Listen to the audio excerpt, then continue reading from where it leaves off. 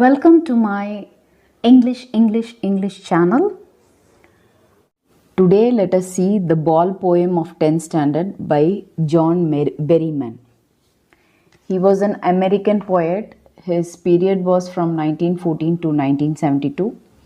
He has won awards like Pulitzer and Book of Awards and Boligan Prize. Okay. His poems mostly discuss about his personal problems, and he was closely associated with confessional poetry movement. His major breakthrough came when he published his book Dream Songs, which had collection of his poems. Let me explain the poem to you now. First, let me read the poem, then I'll explain you stanza by stanza. What is the boy now who has lost his ball? What? What is he to do? I saw it go merrily bouncing down the street and then merrily over. There it is in the water. No use to say, oh, there are other balls. An ultimate shaking grief fixes the boy as he stands rigid, trembling, staring down all his young days into the harbor where his ball went. I would not intrude on him. A dime, another ball is worthless. Now he senses his first responsibility in a world of possessions. People will take balls will be lost always. Little boy, and no one buys a ball back. Money is the external, he is learning, well behind his desperate eyes, the epistemology of loss, how to stand up, knowing what every man must one day know, and most know many days how to stand. This poem explains how a boy who was playing with this ball, his ball bounces and falls into a water. Okay, so the first four lines. What is the boy now who has lost his ball? What? What is he to do? I saw it go merrily bouncing down the street and then merrily over there. It is in the water. So the boy who was playing the ball loses the ball because it falls in the water. No use to say, oh, there are other balls. The poet is continuing saying that no use to say there are other balls for the boy because he has personal attachment towards this ball.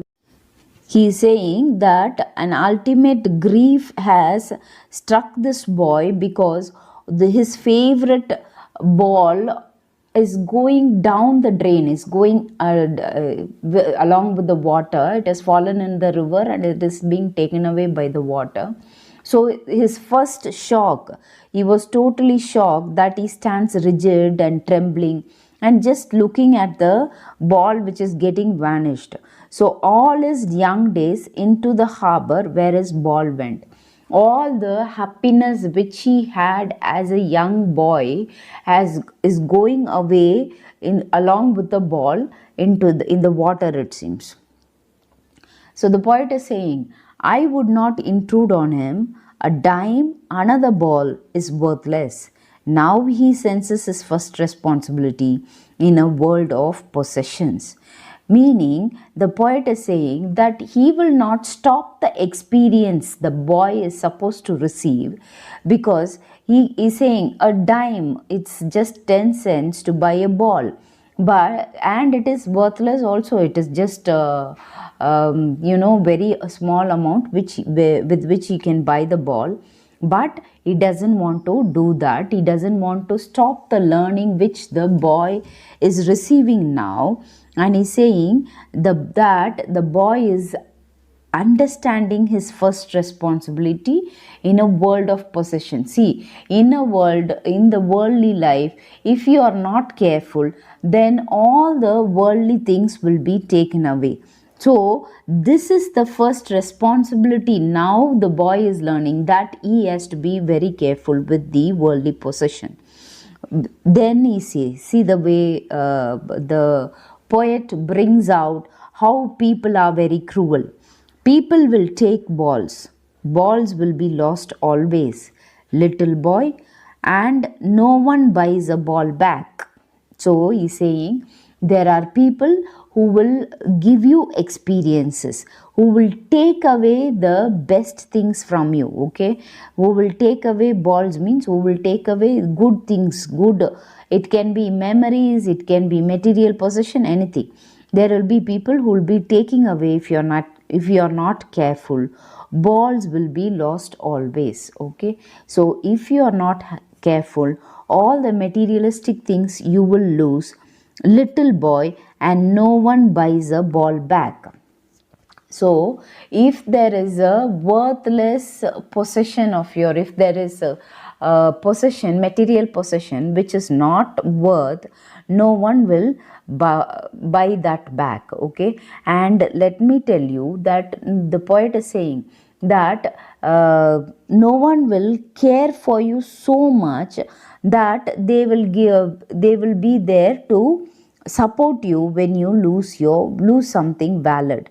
We have come to the last 4 lines of the poem. He is saying money is external, and it seems that boy is learning how to handle the worldly possession since it is his first experience, and well behind his desperate eyes. So this boy is learning how to stand up when there is a loss.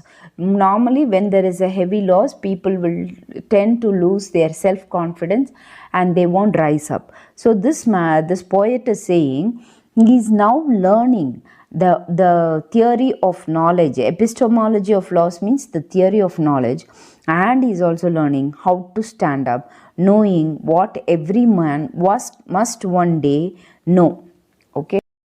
He has learned that money is external. He also has learned that how to be careful with the worldly possession, and he is learning how to stand up in spite of all the losses, knowing what every man must one day know, and most know many days how to stand up. So how to stand up is more important aspect in human life. So he is saying that theory of knowledge as to how to stand up is helping him, it seems. Clear? Now let us do the poetic devices. You have in the first stanza what which is repeated one below the other. This is known as anaphora, where the phrases or the words gets repeated, okay? So if you see merrily bouncing down the street and then merrily over, so and then merrily over is a repetition, and the merrily word is coming one below the other, so that is known as anaphora.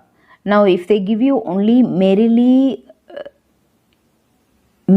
bouncing down the street, merrily bouncing means you are giving the quality of human being to the ball. So merrily bouncing is a personification, and you can call it imagery because you cannot see happiness on non-living thing. So imagery, merrily bouncing down the street, can be both personification and imagery.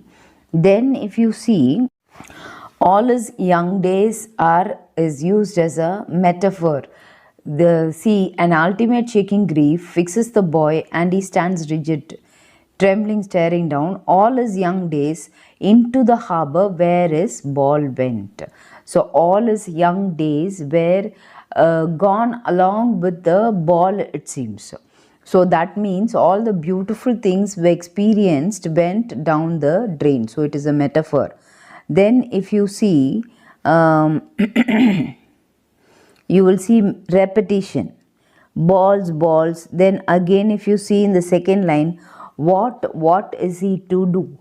Then if you see a dime, another ball is worthless.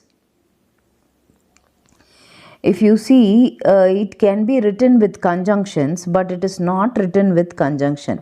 So it is asyndeton, asyndeton, asyndeton.